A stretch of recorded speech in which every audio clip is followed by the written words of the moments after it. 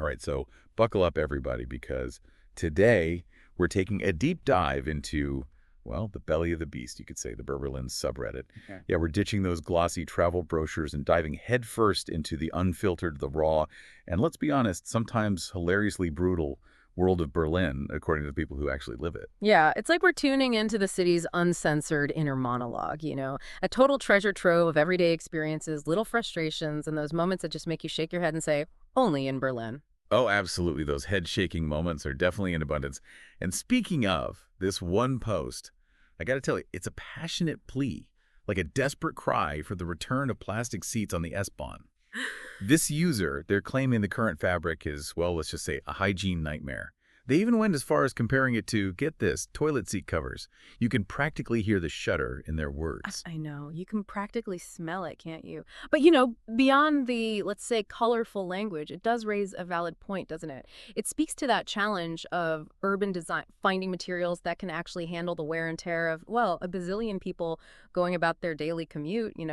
It's a tough balancing act, right? Between finding something durable, hygienic, and let's not forget, affordable too. Yeah, it really makes you wonder just how many spilled coffees and, let's just say, questionable substances those poor fabric seats have absorbed over the years.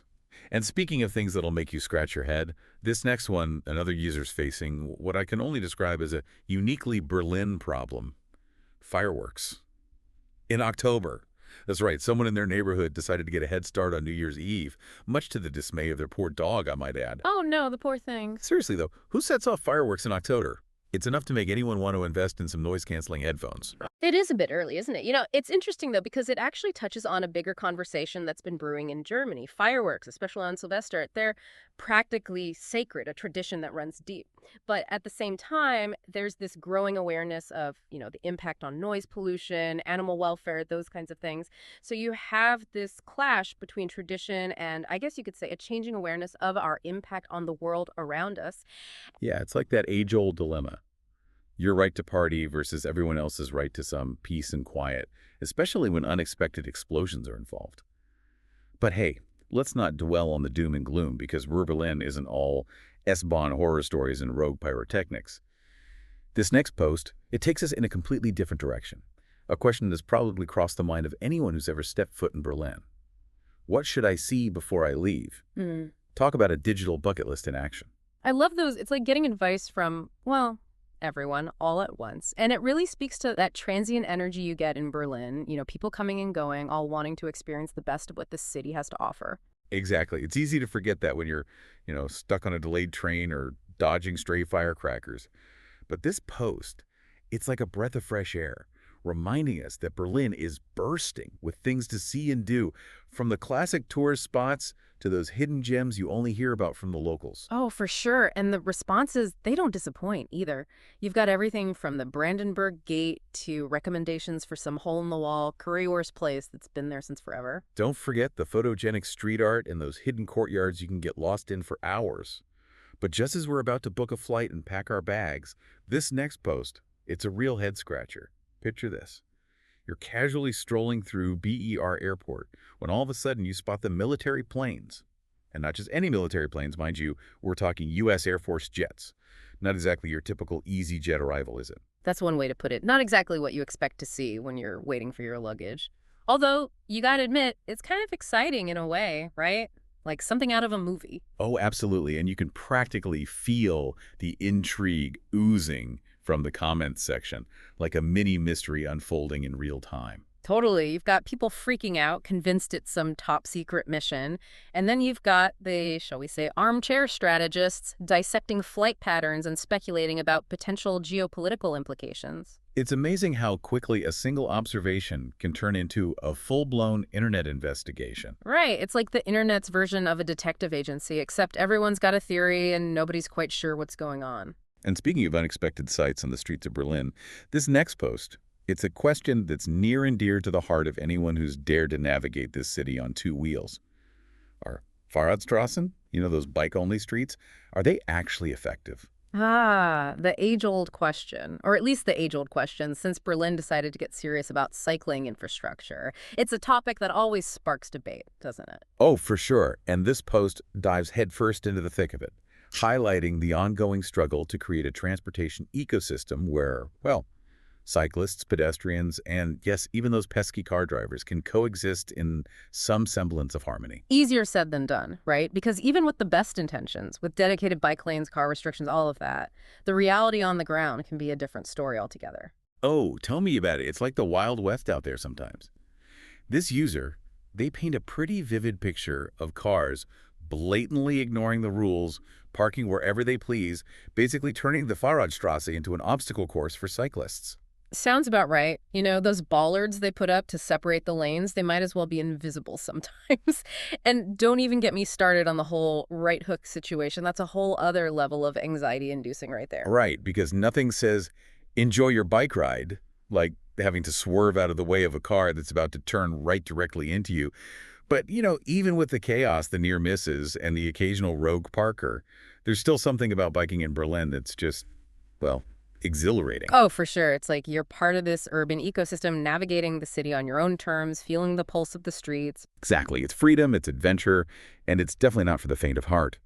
But hey, let's not forget, amidst all the talk of urban planning and transportation woes, there's also a lighter side to Oberlin, a place where people share their passions, their quirks, and their never-ending quest for, well, very specific things.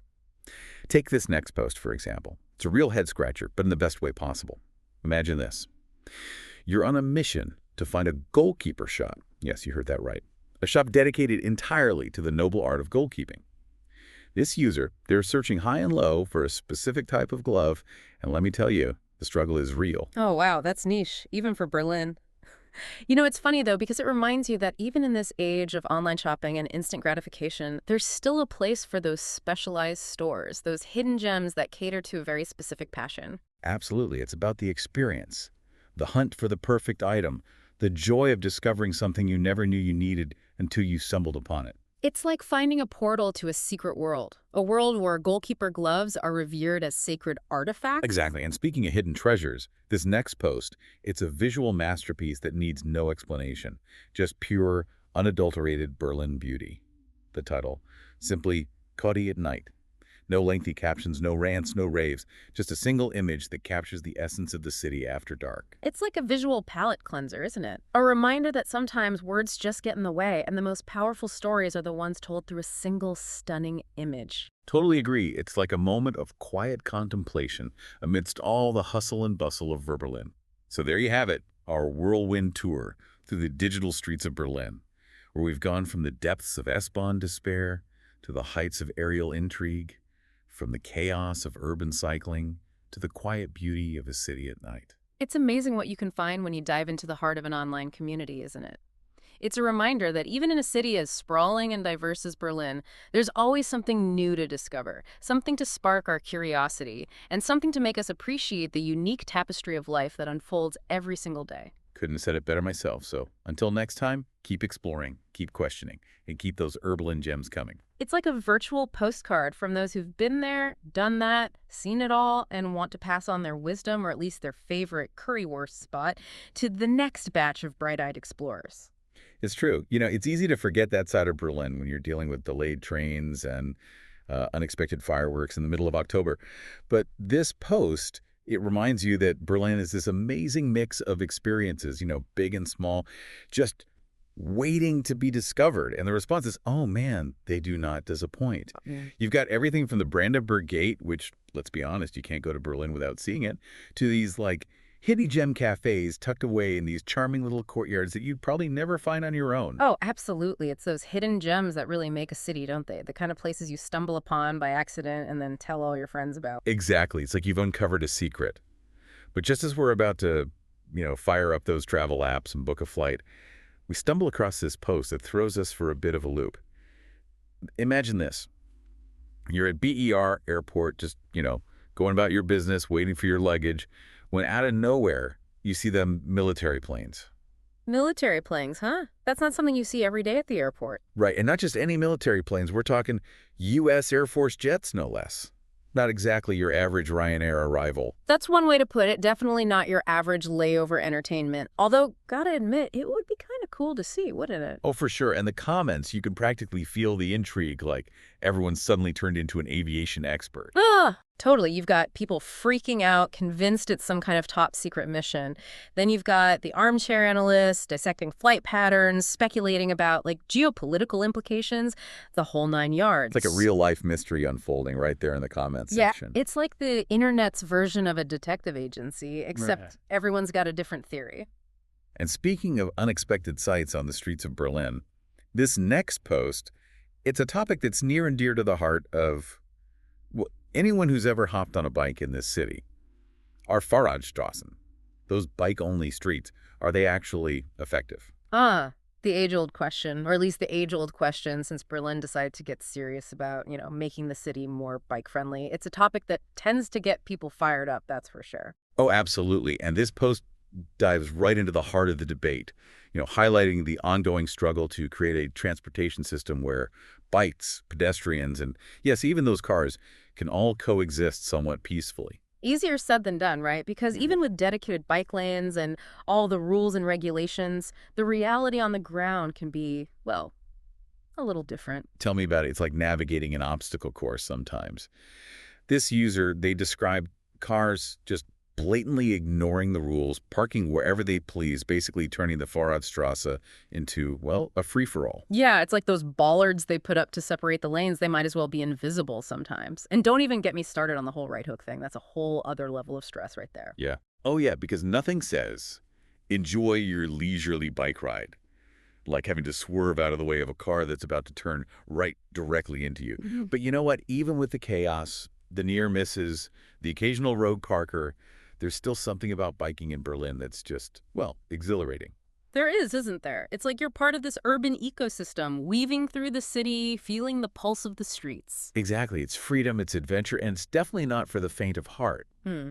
It's true, there's a certain charm to that, that sense of living on the edge. But let's shift gears a bit, because this next post, it's a whole different kind of urban adventure.